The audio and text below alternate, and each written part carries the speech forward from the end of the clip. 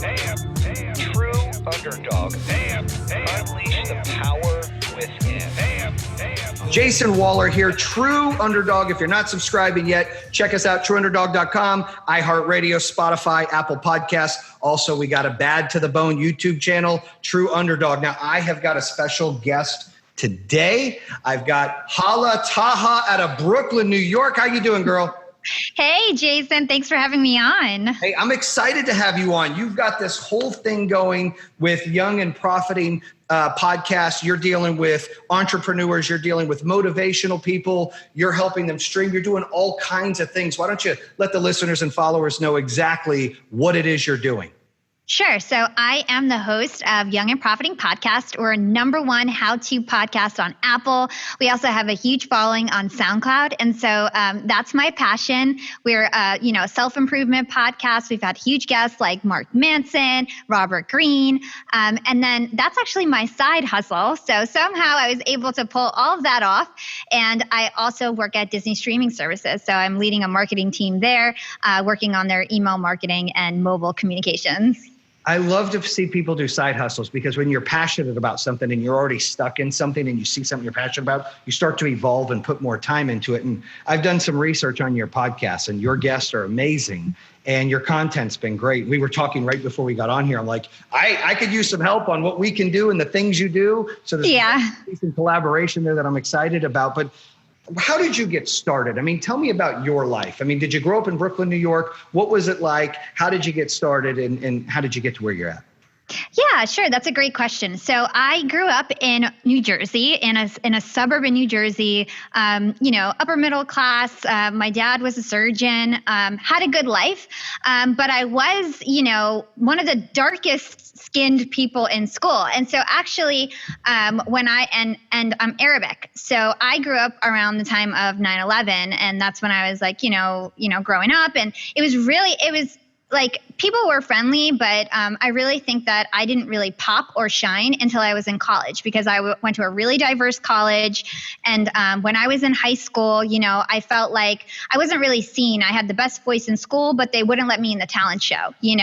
I had a decent amount of friends, but like I wasn't super popular. But then immediately when I went to college, it was like every opportunity I wanted. I was like the, very popular, president of my sorority, captain of the cheerleading team, really popped in college and gained my confidence there. And, so it was kind of, I think people who went to high school with me would never think that I turned out to be the way that I did. Not that I was a big nerd or anything like that, but just because I think it was only like those super white, blonde hair, blue eyed girls that, got to be on the cheerleading team and got to be in the talent show and in the plays and things like that. So I really kind of spread my wings in college. In college, I started an internship at Hot 97. It's the #1 radio station in the world. I'm familiar with the station, by the way. We're going to talk hip hop, right? Look, Tupac. Tupac, I love it. What are you going for, Tupac or Biggie? Biggie. I'm from New York.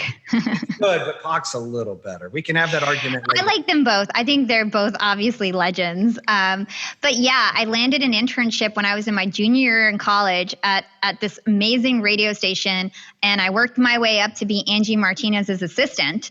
And she's like, #1 radio personality in the world. And I ended up dropping out of college to take this job. And for 3 years, I interned for Angie Martinez for free. I did anything for her. She had a nail polish chip. I ran to the store to go buy her nail polish. I would, do all her research for her and was just like, did anything and basically was like her apprentice. And that's where I really fell in love with radio. And I don't know. It was an amazing opportunity. I literally was, not even 20 years old in the middle of, meeting Chris Brown every day, meeting Drake, J-Lo, Kim Kardashian, you name it. I've met everyone. And it was just like a lot of fun. Great experience. So that's really how I fell in love with broadcasting. And ever since then, I've had like online radio shows and things on the side and, done some really cool things I'd love to get into, but I don't want to talk the whole time. Yeah, well, no, you're good. I want to be able to share your story. And we'll talk real quick high school again. I mean, through 9/11, going to a school where people probably judging you. I mean, we have that going on all the time, every day. I had a podcast come out a few weeks ago called Judgment, right? People either judge people by the way they look or the color of their skin, or if they have money or if they don't have money. There's always this perception that I think most people are guilty of. And I don't think that all of them do it consciously. I think a lot of them do it subconsciously because of the way they're raised or what they see on TV or stereotyping. And I think it's hard. And I think the more that we talk about it, we don't need to get angry about it, but the more that we discuss things and talk about it and educate, I think it's important to know because, I am white. I usually don't have blonde hair. I usually have brown hair, but I have blue eyes. But, I grew up at a trailer park and, I was judged because I didn't have money or I had to do a paper with my dad at night, whatever it was, even by my in-laws before, I ended up marrying my high school sweetheart, but her family was like, you don't need to be with him. He lives in a trailer. That kind of judgment happens all the time in different situations for everybody. And so going through that, do you think that kind of created a drive for you, even though you were quiet in high school and you kind of were reserved, when you had your opening of light to just jump and hit it? I mean, did you kind of build a drive there of momentum, of hunger? Oh, yeah. Because the reason why is because it really helped me adapt to being able to get over failure. Imagine as a kid, and I was actually really talented and I was athletic and I had a great voice and I just wasn't allowed to shine because sometimes it's the gatekeepers in life that keep you from doing things. Amen. Somehow I kept a good attitude. And so I tried out for the volleyball team. I didn't get it. I tried out for the cheerleading team. I didn't get it. I tried out for the talent show. I didn't get it. I tried to be a lead in the play. They gave me a shitty part. You know what I mean? So it's I was always dealing with failure. So then by the time I got into college, it was I did run for president. I did run for my sorority. I wasn't afraid. I wasn't afraid of failing. But the only thing that was different is that the gatekeepers actually liked me and, didn't judge me like you were just saying. And they actually gave me a chance. And, that just boosted my confidence even more. You took every failure and turned it into learning or overcoming and getting that thick skin to then succeed. Because I agree with you. We have to fail in order to win. Life's no elevator. You got to fail, take a step, fail. Oh, yeah. And you went into college where the gatekeepers, you're right, they control so much in this world that if you get a chance, you were on your game. You already knew what to expect. You've seen what it's like to not make the team, not make the cheerleading team. Not be really popular, not be liked.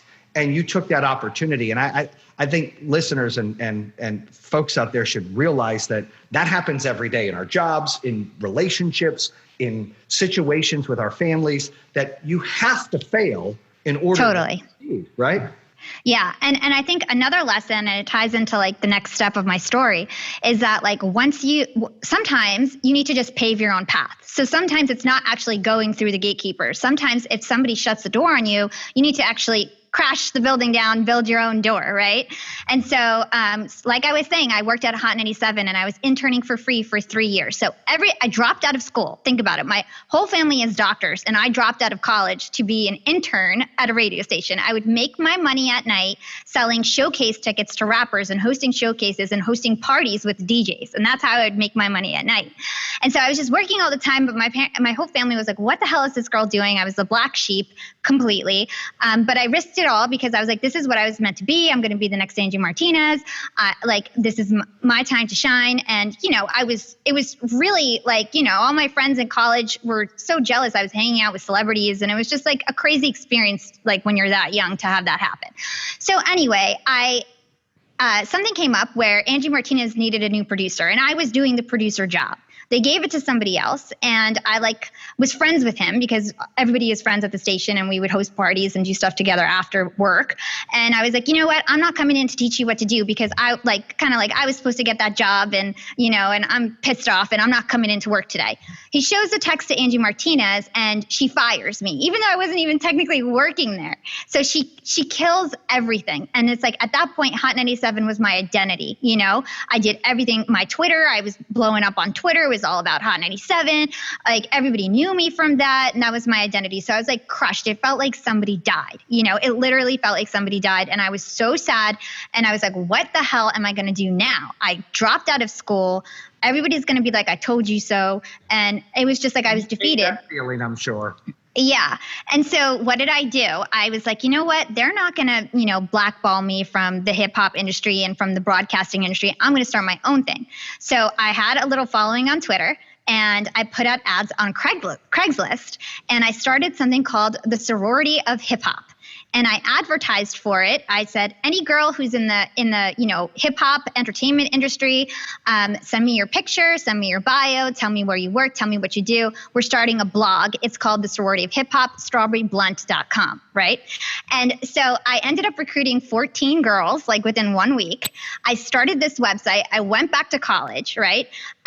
While I was in my last year in college, I started this website. Immediately, within like the first 2 months, we were like the 30,000th most popular website in the world. We were one of the top hip hop websites. I was really technical and learned how to build websites by myself. We did this really cool thing on Twitter where basically we were the first blog that like mentioned celebrities. So it would be like a blog about Drake, and then you'd have 50 pretty girls messaging him, tweeting out that handle from that blog automatically. And it's like I automated this thing and then everybody started copying us. But, you're Drake, you see 50 pretty girls. What are you going to do? You're going to retweet it, right? So we blew up right away. And MTV scouted us and basically was like, we want to have a show and we want to film a reality TV show about your sorority.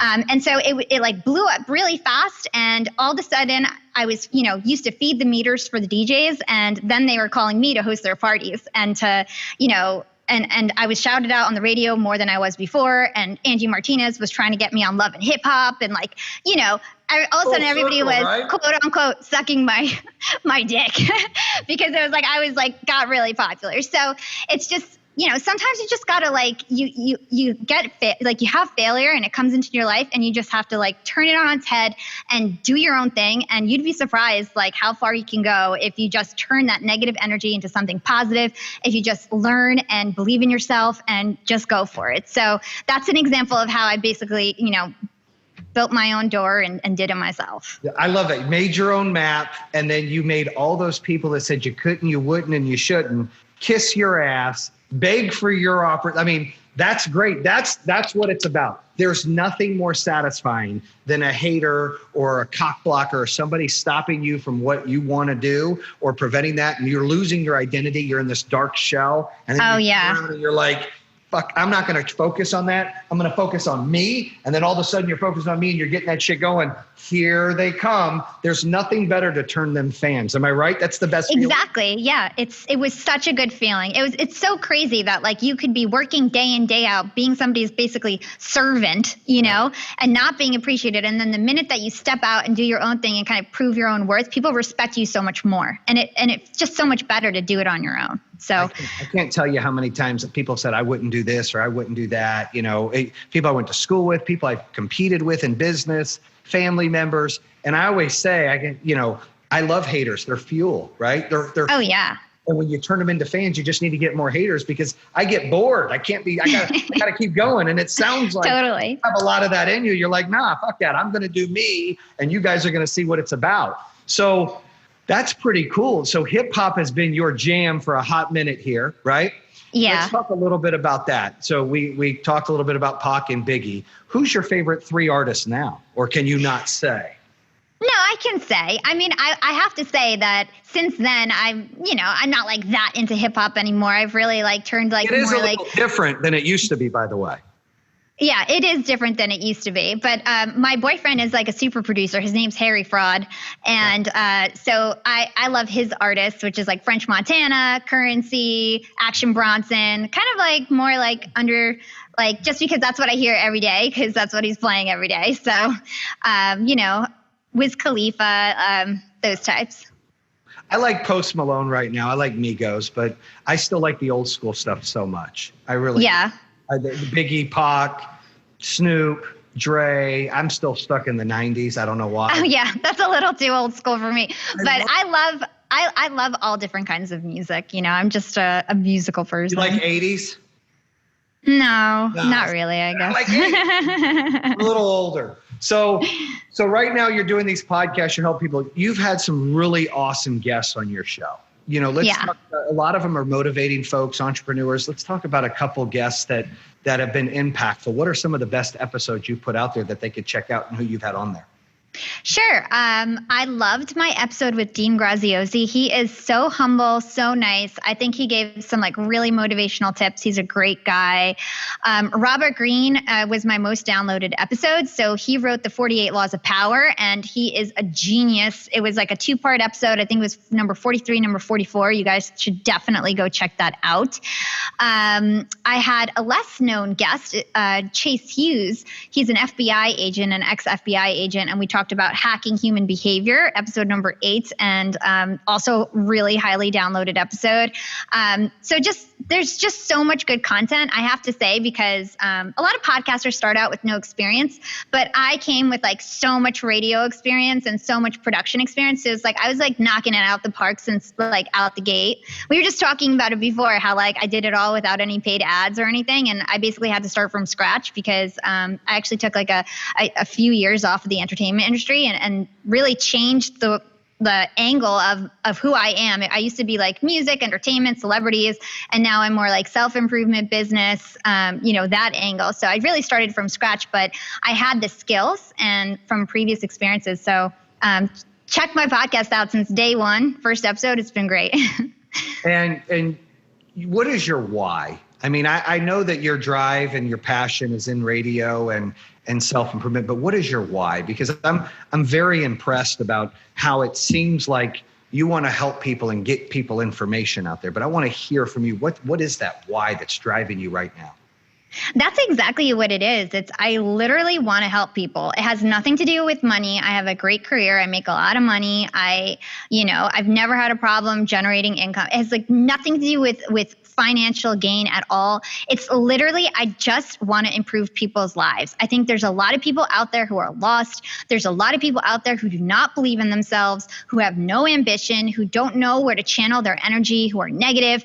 And I just feel like I really feel like life is limitless. I really feel that way. And I want everybody to feel that way too. And I feel like I'm going to cry because I was talking to my cousin the other day, and she is like, she didn't have the same life that I did. Like her family was broken, and like I had a good life in terms of like finances and like kind of like, I had every opportunity to succeed. So it's like, I definitely feel like I came into life with an advantage. Even though I'm Arabic, I still came into life with definitely an advantage. I had a great dad and like mom and like, but not everybody has that. And so I want to make sure that people have an outlet to learn and to feel good about themselves and to believe in themselves.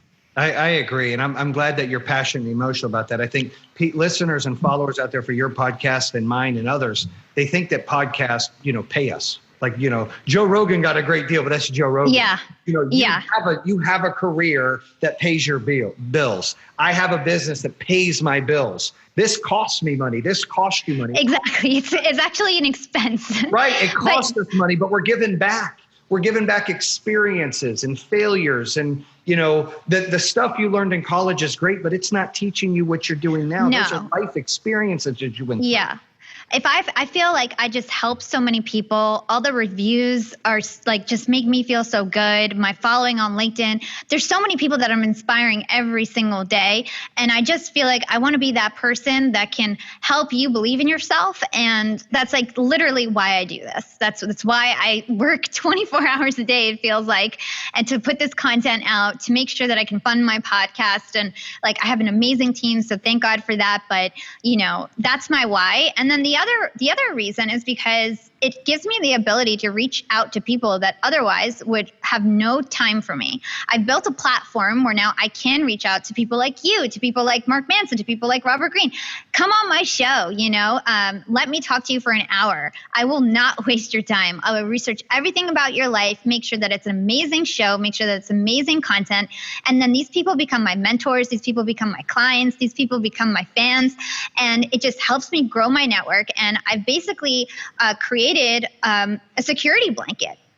There's no way that I'll ever be without a job anymore because I've just built this security blanket where I've got an amazing network that if for some reason I don't work at Disney tomorrow, I can get a job tomorrow like that. If I want to quit today, I could. And I'm not scared of anything anymore because I've built that network for me. Networking's so important. And the fact that you're doing something you love is key because some people think success is how much money you've made or the cars you drive, or, I've been poor and I've been, wealthy, and I've had less stress, less anxiety, even less depression when I had less. That's a true statement, because the more successful you get, the more depressed you get. I talk about it all the time in podcasts or sales meetings I do, or when I have a CEO coach that I meet with once a week. I think everybody needs a coach and everybody needs to learn from people. But yes, I think doing something that you love and giving back, it fulfills you in here, where no matter how successful you get, that still won't fill it. What you're doing today and what what I like to do, and go out there and try to push people, hey, use this time wisely to make a map and a plan and pick what you're going to do. And if you were scared to try to apply for that job, apply for that job. Why are you scared now? Take a chance. Fail. If you're scared to open the business, don't be. You got to do it. You can't score if you don't shoot. You got to take a chance, and it's okay to fail. And you're not going to get results day one or month one or year one. You got to take baby steps. There's a ladder every time. There's no elevator. So all those things that you're sharing and that I try to share on the podcast, I think you're right. It's fulfilling to know that if you help one person, it's every dollar an hour you put into the podcast.